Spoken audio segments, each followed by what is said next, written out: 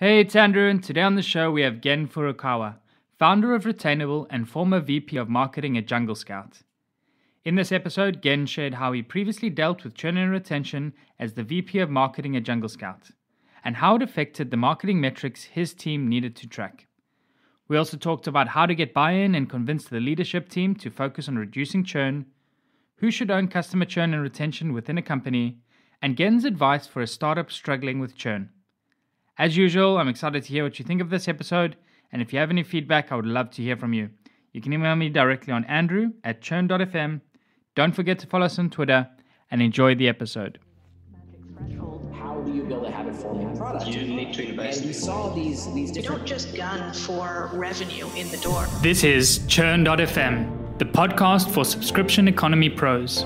Each week, we hear how the world's fastest growing companies are tackling churn and using retention to fuel their growth. How do you build a habit-forming product? We crossed over that magic threshold to negative churn. You need to invest in customer success. It always comes down to retention and engagement. Completely bootstrapped, profitable, and growing. Strategies, tactics, and ideas brought together to help your business thrive in the subscription economy. I'm your host, Andrew Michael, and here's today's episode. Hey, again, welcome to the show. Thanks so much, Andrew. Excited to be here. It's great to have you on the show. For the listeners, Gen is the founder of Retainable, and Retainable helps B2B companies reduce churn to help generate more revenue by recovering failed payments, driving reactivations, and converting upsell opportunities. Prior to Retainable, Gen was the VP of Marketing at Jungle Scout, and Jungle Scout built software and have a community for Amazon sellers. He was the first marketing hire that led the growth of the company to over 100,000 customers. So my first question for you is, you spent the last 8+ years helping Amazon sellers. What made you make the switch to focus on B2B companies to reduce churn? Yeah, sure. So it's actually about 4 years at Jungle Scout. And it was really, it was an interesting play because Jungle Scout is a software to help Amazon sellers, but it is, of course, a software as a service. So I was leading the marketing team. I was responsible for awareness and acquisition. And I was part of the founding team, so I was the first marketing hire from the very start. When I joined, it was just a Chrome extension, so it was a one-time purchase. And at that point, that's when, driving acquisition is really primary because you buy your extension for a lifetime, you own it forever. So retention is not a problem. Soon after, though, we did launch the SaaS product. So that's when we introduced a challenge of churn for Jungle Scout. So Jungle Scout is an Amazon product research tool. It helps people find products to sell on Amazon. The challenge, though, very similar to what a dating app might be, is once you help a person find a product to sell on Amazon, then they no longer necessarily need it until they're ready for their next product. So that's kind of where churn became a challenge. We help people succeed, find their product, and then they could either pause or cancel and then come back. So it was and still is the best tool on the market in terms of helping Amazon sellers. But churn was a challenge. And so I saw that it was a challenge that a lot of companies, a lot of SaaS companies face, but there really is no definitive solution, or the resources out there to solve the problem are not really as prevalent as I was hoping. So I saw an opportunity to help other SaaS companies in the same way that we tried to tackle the challenge at Jungle Scout. Very interesting. I think there's a lot to unpack in that, and we can dive into on the topic for the show. And sorry, my correction as well. I saw through the LinkedIn bio, and then prior to Jungle Scout, you'd also worked in various other roles that had focused on Amazon sellers. So hence the mistake there. But you mentioned something very interesting, and it's something I don't think we've had the opportunity to really dive into and chat much about on the podcast yet, was the concept of a business who was working off a one-time sale, making the switch and transition to becoming a subscription business. Maybe you want to start talking us through a little bit, what were the motivations behind it? What were the steps that the company put in place to make that switch? Yeah, sure. So Greg Mercer is the founder, CEO of Jungle Scout, very savvy entrepreneur and always forward thinking. He built the extension basically as a proof of concept as an Amazon seller. So he was an Amazon seller, was looking for a data-driven way to find product opportunities. So it's not always the most popular product on Amazon that's going to make you a successful seller, but it's finding these like odd, lucrative niches. So for example, one of the case studies that we ran when I was there was called the $1 million case study, where we were launching products to sell on Amazon. The product we ended up selling was bamboo marshmallow sticks. I think they've grossed almost like $800,000 or something since they've launched. But it's those type of products that Jungle Scout helps surface. And the extension is great, but again, you're not going to be able to get the recurring revenue from an existing customer once you acquire them. So that was really the premise behind taking the extension and then kind of morphing it so it ultimately addresses the same problem, but from a different lens. So that's where the SaaS product came about. And what was really great is at Jungle Scout, we were so forthright with content. Content marketing was really the growth engine for us. And once we had an installed user base for the Chrome extension, that was a fantastic initial group to sell the SaaS product to. Yeah, I was going to say as well, it sounds very similar to what you're saying now when like a case like Zillow, for example, and you mentioned dating apps previously, that if a company itself, like you're only going to buy a house really once every 10, 15, 20 years, whatever it is. So Zillow as a product, it's not something you're doing every day. And typically what they went and did was found alternate use cases and like in the form of content. So whether it be getting a valuation on your house, like using Zillow to keep up to speed and seeing what the valuation of your house is, or consuming content there so that when you do come around again to wanting to buy a house, and like in your case, wanting to find a new product, you come to Zillow for that. Totally. I check Zestimate all the time. Now I'm checking for schools, the school rating. So that's a great analogy. Exactly. So how did you then start to think about like, what were some of the services or things that you could layer on that would be more of a recurring use case for the business? For Jungle Scout? Yes. Yeah. So Jungle Scout was the SaaS product. We called it the web app. Was basically a database of all of the Amazon products on, all the products on Amazon. So there were a bunch of different metrics that we captured. So it was monthly sales, both in units and in revenue, number of reviews, number of or the rating out of 5 stars. And so basically a user would go to the product database, say, I want to look at a product that's in these categories. So they could filter for those categories within this price range with this net margin. And then it would spit out what the products that fit in there are. So there were millions of products that were cataloged.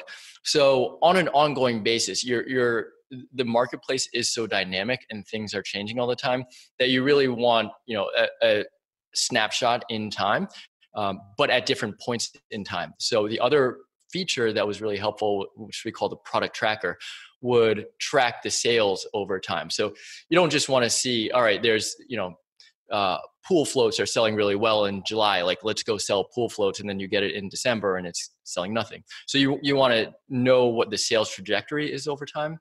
And so that's where the recurring element came in, because we'd have the product tracker where you'd be able to get some insight on what were the price fluctuations, what were the sales, and then that would also inform what your competitors were doing as they were also competing. Amazon's a very competitive marketplace, the search algorithm, and the paid ads now. So you really want to get a good idea of what the holistic landscape is before you make an investment. Because in order to get into the Amazon game, it might be $1,000, $2,000, depends on what your initial inventory buy is. But you want to make a really data-driven decision. So that's where we would have users who would sign up, find a couple products that they thought would be good, and then track them over time. So that's why we had the recurring revenue, and that's why it made sense for users to sign up for the SaaS product. Yeah, and that does make a lot of sense as well, like being able to all see spot trends specifically in like a category and identify opportunities, well, maybe before they've even become like a big opportunity, which is cool. Exactly, yeah. So you were then on the marketing team, and you led a big part of the growth there in the early days. Obviously, like marketing itself has a big impact when it comes to churn and retention. how was it seen? Like, what was the responsibility of marketing when it came to retention at Jungle Scouts? Like, how did you view acquisition? Yeah, sure. So I was responsible for the awareness and acquisition. So basically like top of funnel, and it was low touch, high volume business. So we didn't have a sales team. All customers came through the marketing efforts. So for a while, the marketing team and I was responsible for what retention was. But it became clearly apparent that as this was scaling out, it was no longer enough just to have a support team, but a customer success team was actually also an imperative. So at that point, the retention metric and the onboarding kind of shifted over to CS. But ultimately, and I think you preach this as well on your podcast, it is a team effort. So, no one person per se can be wholly responsible for what retention is or churn at the end of the month, because there are so many elements between the product team, the marketing devs, CS, both customer success and support. So for a while it did sit on marketing, but we did transition it as our team grew and we had greater bandwidth to address critical points in our onboarding. Absolutely. And then, so when it came to that though, as well, in the early days when it was sitting within marketing, how did this influence the metrics that you tracked and the targets that you set? So in terms of things like focusing on conversion rates and ensuring sort of like CAC, like how did retention influence those metrics when you were going about the different awareness initiatives? Yeah, that's a really good question. And to be frank, we didn't necessarily have the data at the time to inform those decisions, because maybe where you're going with this is like, all right, we know what the LTV is based on channel, and so Facebook sellers might have a shorter lifetime value or a lower lifetime value than an organic acquisition. So we had a sense of what it might be and where what channels were best and brought in the best users, but we weren't necessarily able to tie down LTV to channel. However, with that said, we were able to do something which was perhaps more important, which was to segment what type of seller, what type of user we were getting in the onboarding phase. So that's relevant in this use case because an Amazon seller, it could be a new seller, or it could be somebody who has an 8-figure business and is constantly looking to expand their brand line. So more SKUs is always the necessary path in order to succeed as an Amazon seller. So are they looking to kind of like optimize and grow and find more products, or are they more of a newbie looking to get their first product up and not sure how to navigate these potential pitfalls? So that would really inform what the onboarding was. And then, so in that way, we were able to hone in and get the right message to the right customer at the right time to impact retention positively. Yeah, very interesting. When you mentioned as well, sort of the channel aspect, I think personal opinion, I think depends on the volume. It's always going to be very difficult to understand sort of like the impact of LTV and the impact of specific campaigns on LTV and retention. But I think what is interesting, and you touched on parts of it as well, is really being able to identify who your ideal customer is, and then being able to figure out, are you acquiring enough of those ideal customers? Because in the end of the day, if you're finding people that are sticking around with you longer and spending more, you want to be trying to find more of those in your marketing initiatives, and being able to measure that, I think, is super powerful. Exactly right. Cool. So moving a little bit forward then, and we'll probably come back to Jungle Scout in a bit, but currently now you're at Retainable, and maybe you want to talk us through a little bit about what you do, how you help companies, what is your methodology and process? Yeah, sure. So I started Retainable because I saw firsthand how powerful a lever that retention is for growing a SaaS business. But I felt that there were a lot of companies that were struggling to understand, like you're saying, who would be churning and when they would be churning and why. So I thought that if I could provide this to other SaaS companies, then that would be an unfair advantage, because with retention, just even small incremental improvements have outsized impacts when you consider even just on a monthly recurring revenue basis, or what the impact is on the customer lifetime over time. And that compounds as a company grows, and that's the beauty of SaaS, is the recurring nature of it. So I did see an opportunity that in terms of how SaaS companies were growing, there was a heavy emphasis on acquisition and even in some ways monetization, but retention seemed like an area where there was an unnecessary lack of focus or a need. So I started Retainable to help B2B SaaS companies reduce churn. And so how we do that really is focusing on kind of like an expanse of customer communication, product analytics and onboarding strategy, and then customer segmentation.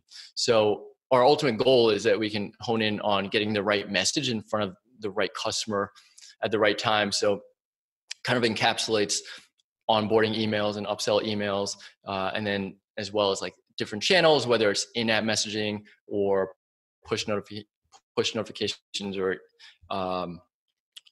email as well. I love that this sort of realization came from a VP of marketing, that like retention was one of the biggest opportunities for growth, because like you said, it's typically one of those areas that's an afterthought when it comes to growth, but really when you understand the mechanics and the maths behind it, it really is the most powerful lever you can do to influence growth. Yeah, and you're just like marketing these days, there's so many pillars within marketing, and I think retention is such an interesting problem, and it's hard to scale. There's no like one size fits all solution. I think that's the premise of your show, but it's just so fascinating to be in the depths of it with different companies and different challenges, because whether it is a CS problem or a marketing or product, but then there are elements of like email marketing, copywriting and analytics and CRO or conversion rate optimization, and all these things kind of like come in to influence what the likelihood is of customers staying or leaving and where there are opportunities. So I think like with my experience with Jungle Scout and the customers that I'm working with now, customers of Retainable, there are just so many layers to peel back to figure out where these improvements can be. And the impact is really kind of heartening in some ways. Yeah. So I asked this question to everyone that joins the show, and I think it's a very, very valid one to you because this probably happens to you quite a lot. Let's pretend you go into a new company and churn and retention is not great, and you've been tasked now to try and turn things around. What would be some of the things that you would do in the first 90 days to actually see some results? Yeah, that's I love that you do ask that, because that's a great question.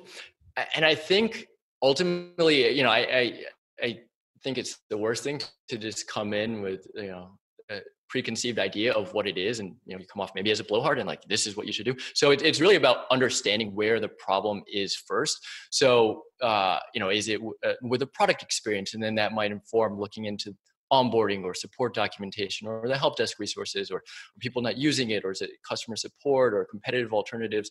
So that really is like, the first thing is solidifying what the reasons for churn are. And then, so some companies do have this and have like kind of the basic blocking and tackling down of what the onboarding flow is. And that would kind of inform, offboarding, like what the reasons for churn are, kind of like proportionate to everybody who churns. So that's a great lens into knowing what the biggest problems are and where the gaps are. And then also, I speak with customers. This is both the high LTV, what we will call like air quotes, the good customers. What do they love about the product and why are they staying and why are they advocates?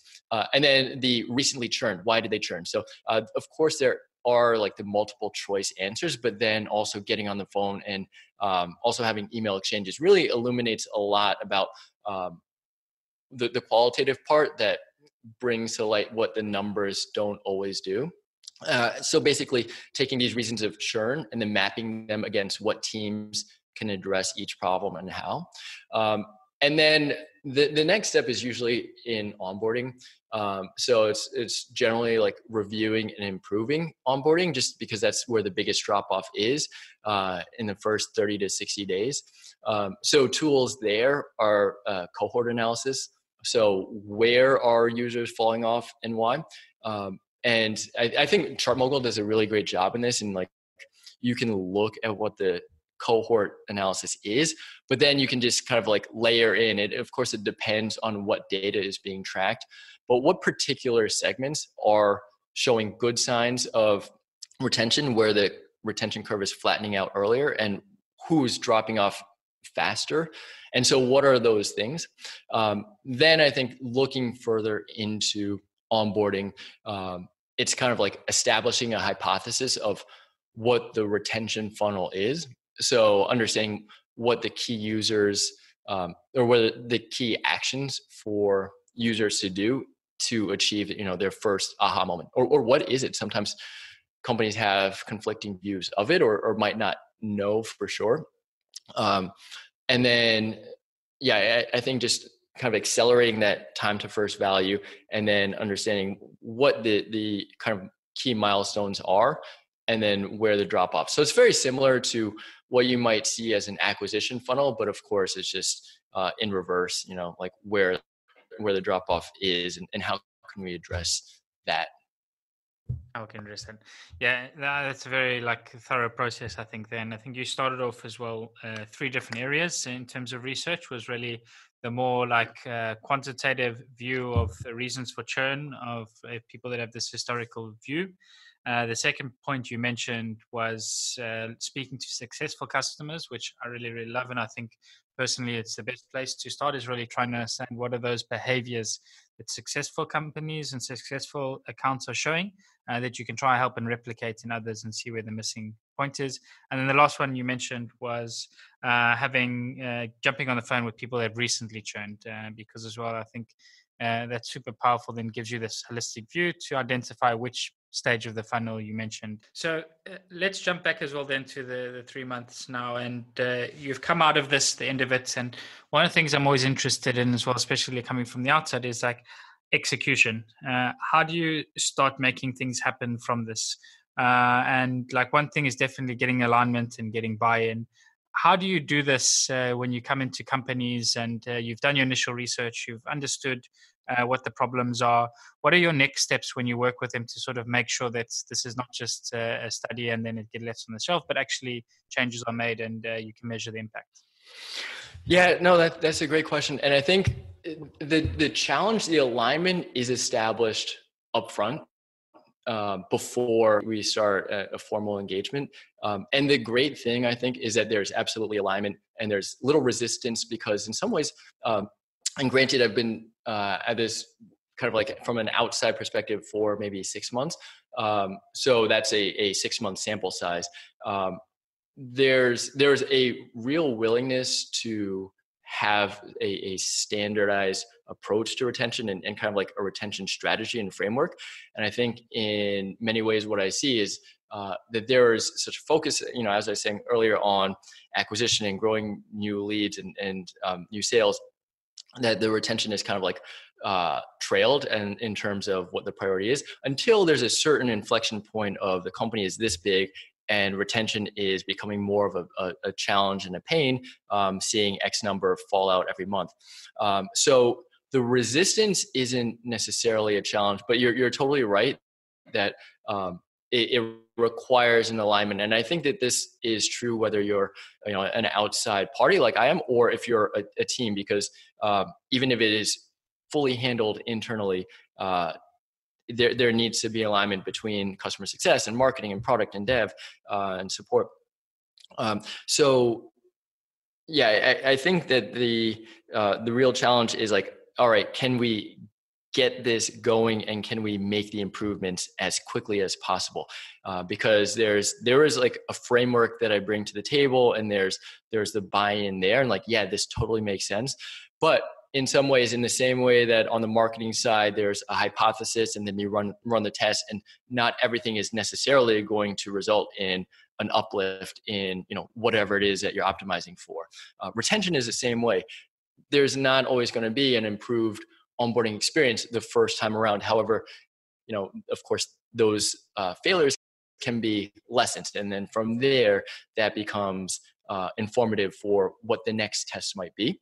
So whether it's a test on the segmentation of who you're targeting, or what the messaging is, or what the channel is, there's I think the challenge might be to impart the willingness to test and balance that with the urgency to see results and see positive results. So it's an interesting challenge, but from what I've seen, like churn is such a big problem that there's like, let's figure it out and let's go at it. So we both parties have a real sense of urgency to get this fixed. Yeah.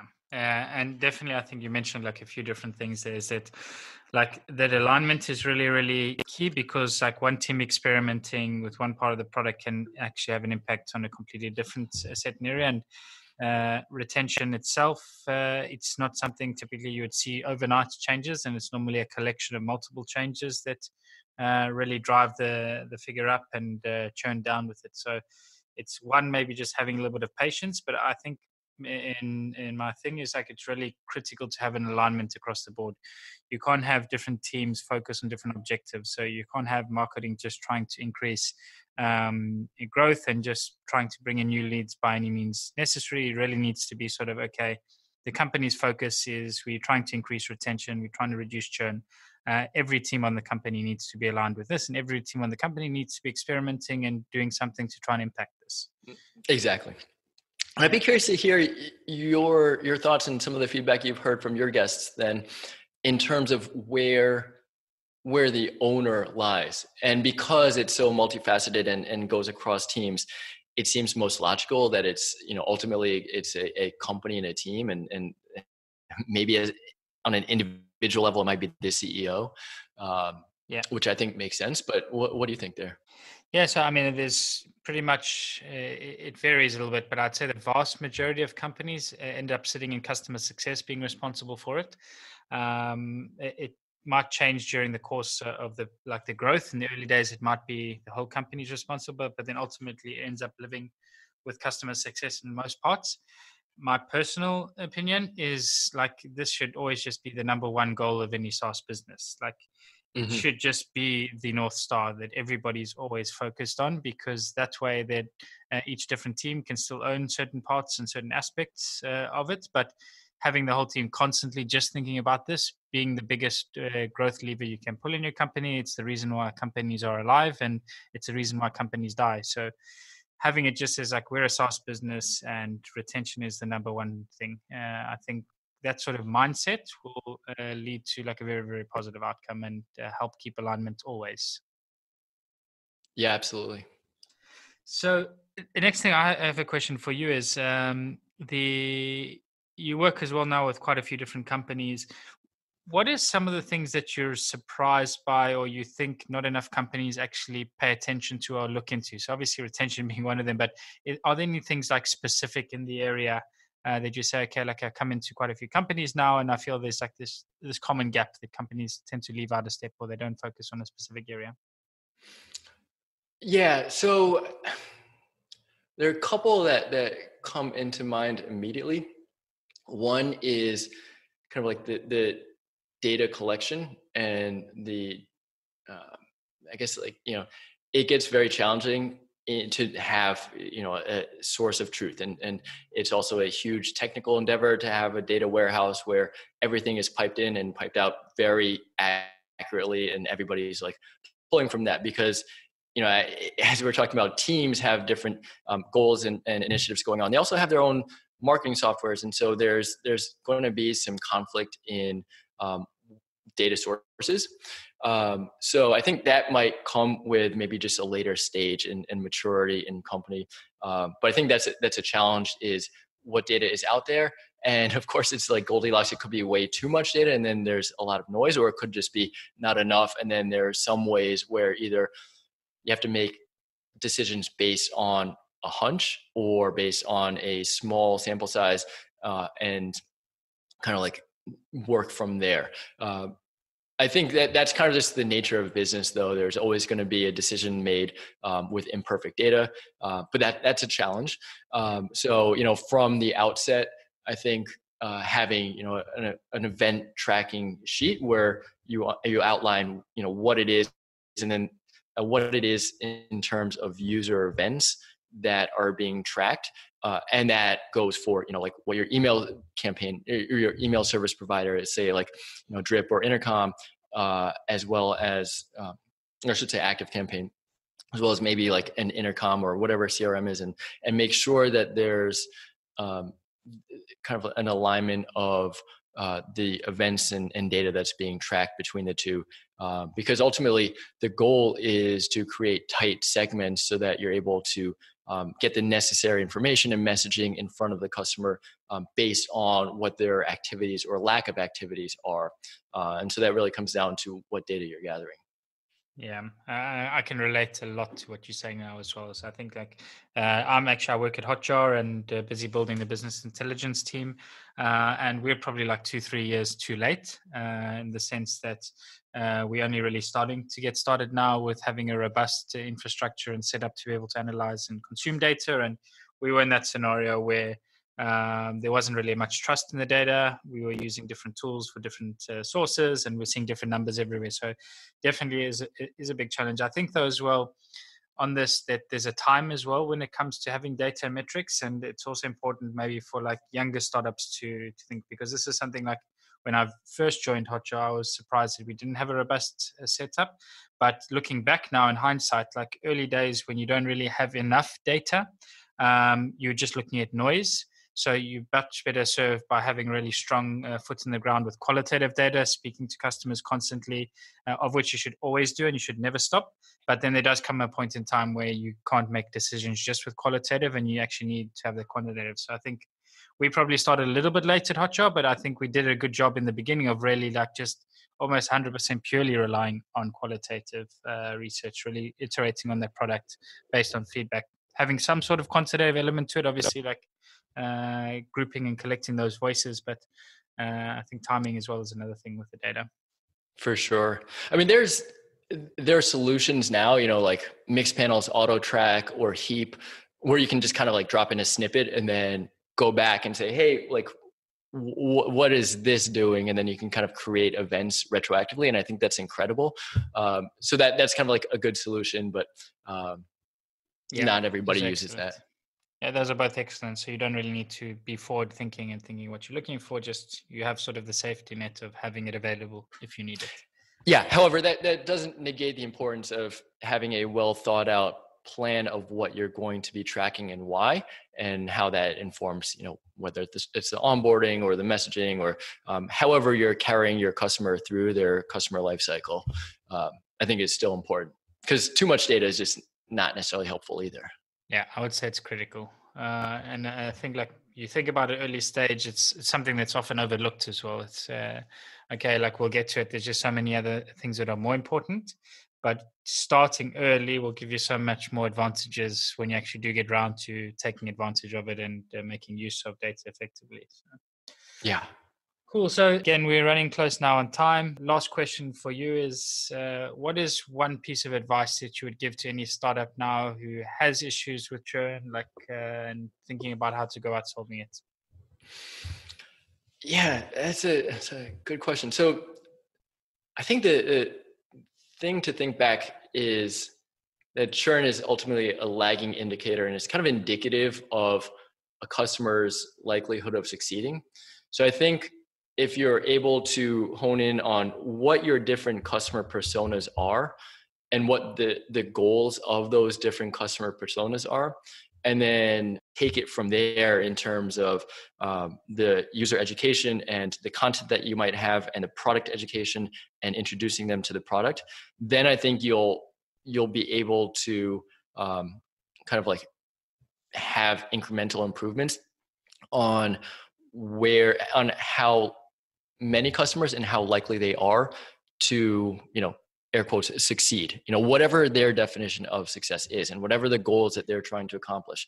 So, I think that might go to the very, very early stages of onboarding and then segmenting there. So gathering that critical information of what their goals are, what their version of success is. And I think one famous example is, the founder of Groove, who just sends an email like, what does success look like for you? And I have no idea of what they do on the back end, how they tag it or who answers it. And how that customer is profiled from there.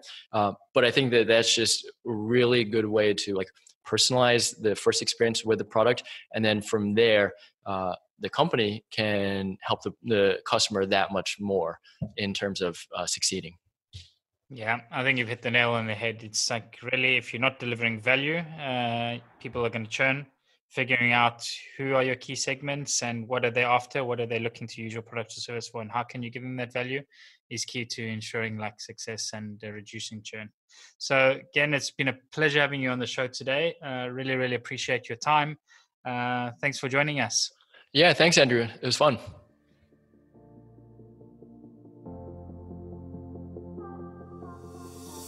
And that's a wrap for the show today with me, Andrew Michael. I really hope you enjoyed it and you're able to pull out something valuable for your business. To keep up to date with CHURN.fm and be notified about new episodes, blog posts, and more, subscribe to our mailing list by visiting CHURN.fm. Also, don't forget to subscribe to our show on iTunes, Google Play, or wherever you listen to your podcasts. If you have any feedback, good or bad, I would love to hear from you, and you can provide your blunt, direct feedback by sending it to andrew@churn.fm. Lastly, but most importantly, if you enjoyed this episode, please share it and leave a review, as it really helps get the word out and grow the community. Thanks again for listening. See you again next week.